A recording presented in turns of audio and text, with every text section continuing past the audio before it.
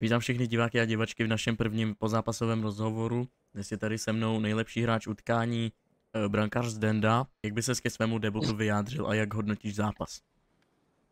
Tak jak hodnotím zápas, tak hráli jsme proti velice kvalitnímu soupeři a je vidět, že za sebou máme jenom pouze pár desítek tréninků, nebyli jsme tolik sehraný.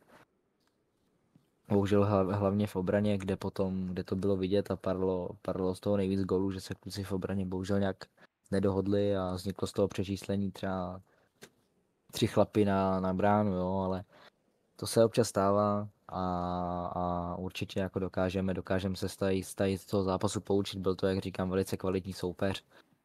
Takže si myslím, že na úvod sezóny do přípravy kvalitní soupeře, kterým jsme mohli porovnat síly.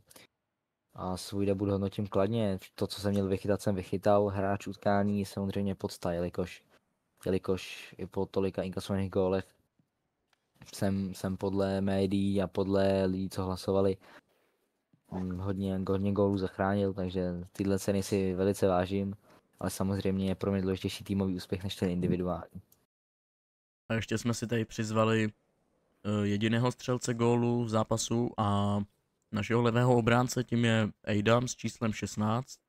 Jak hodnotíš tento zápas? Tak taky zdravím všechny diváky a divačky. Abych zhodnotil zápas, abych tady neopakoval pana Zdenka. Už k tomu asi nic moc jiného nemáme říct. Musíme pořád dál trénovat. Že jsem dal gól, je hezký, ale bohužel zápas to nezachránilo a musíme dřít víc a víc, aby jsme ty zápasy dokázali dotáhnout do vítězného konce. Dobře, děkuji vám za rozhovor a my se vidíme v dalším pozápasovém rozhovoru. Naschledanou. Vaše HC Mitava, naschánou. Naschledanou.